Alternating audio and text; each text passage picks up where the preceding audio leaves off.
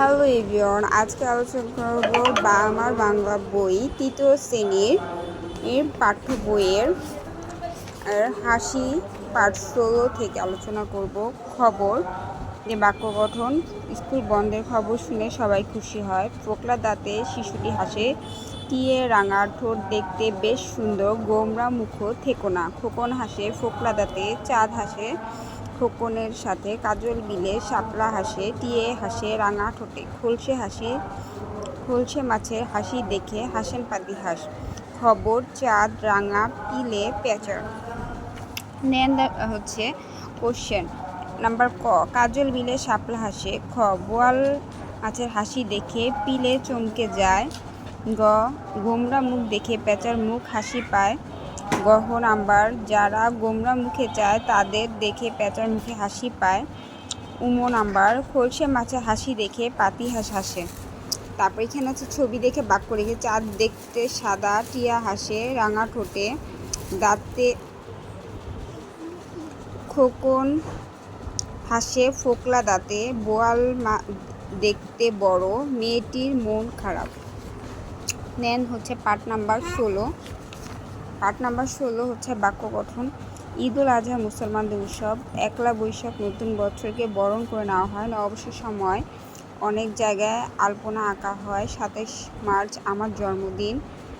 ঈদ নামাজ পড়ি। নামাজ একলা বৈশাখ, দুর্গাপূজা, বুদ্ধ পূর্ণিমা। মুসলমানদের প্রধান উৎসব ঈদ। হিন্দুদের সবচেয়ে বড় উৎসব দুর্গাপূজা। বৌদ্ধদের সবচেয়ে বড় উৎসব বুদ্ধ পূর্ণিমা। খ্রিস্টানদের সবচেয়ে বড় উৎসব বড়দিন। 1 নম্বর প্রশ্নের উত্তর হচ্ছে ঈদুল আজহা মুসলমানদের উৎসব। খ নাম্বার হচ্ছে দুর্গাপূজা শরৎকালে হয়। গ নাম্বার বৈশাখ মাসে বুদ্ধ পূর্ণিমা পালিত হয়।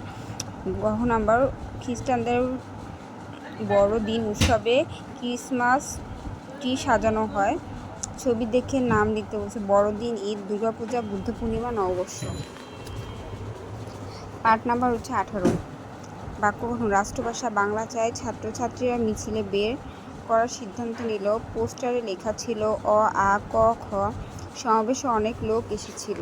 দেন দ্য নেক্সট পেজে হচ্ছে ক নাম্বার। পাকিস্তানি শাসকরা রাষ্ট্রভাষা উদ্ধ করতে চায়। খ নাম্বার। দেশের বেশিরভাগ মানুষ বাংলা ভাষায় কথা বলতো। গ নাম্বার। বাঙালিরা রাষ্ট্রভাষায় বাংলার দাবি করেছিল। গ নাম্বার। পোস্টারে লেখা ছিল রাষ্ট্রভাষা বাংলা চাই। ম নাম্বার। আমার শহীদ দিবস 21শে ফেব্রুয়ারি। চ নাম্বার। প্রতি বছর ফেব্রুয়ারি মাসে 21 তারিখে আন্তর্জাতিক মাতৃভাষা দিবস পালিত হয়। রাষ্ট্রভাষা মুষ্টিবদ্ধ সমাবেশ লাল। পাঠ নম্বর 19। আজিক আর শিশু। এখানে শুনতে আছে কাহিনী অজানা অন্ধকার গগন, ভুঁড়ি শরীর প্রীতি পাখি। খাবার অভাব অনেক কষ্ট, চাষিরা ঘরে নতুন ফসল উঠেছে। মা অনেক পরীর কাহিনী শুনিয়েছেন। শ্রেণীর সবার সঙ্গে আমার পরিচয় হয়নি। আমার লেখাপড়া করব কেন?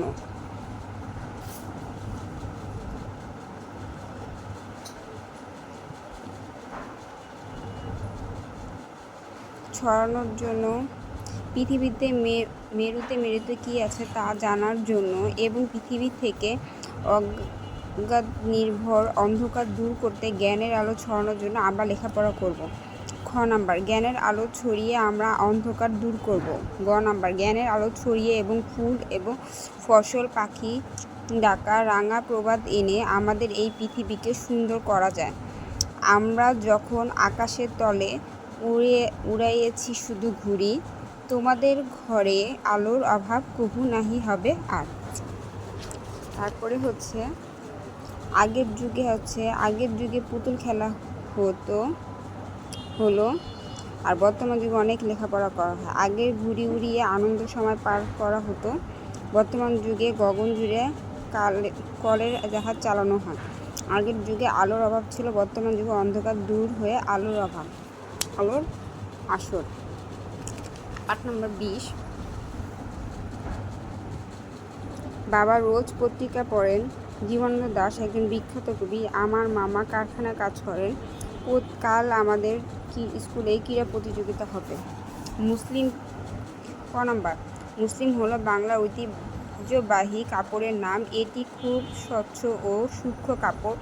এই শাড়ি আংটির ভিতর দিয়ে অনায়াসে গলানো যেত। খ নাম্বার মুসলিম কাপড় সুতা তৈরি হতো ফুটি তুলা থেকে, চরকা কেটে তুলা থেকে সুতা বানানো হতো। তাঁতিরা মিহি সুতা তাঁতে বুনে মুসলিম কাপড় তৈরি করতেন। গ নাম্বার আরবে, ইরান, চীন থেকে বণিকরা মুসলিমের তৈরি কাপড় কিনতে আসতেন। গ নাম্বার কারখানার কাপড় সঙ্গে প্রতিযোগিতায় টিকতেন না পেরে মসলিন কাপড় হারিয়ে গেল।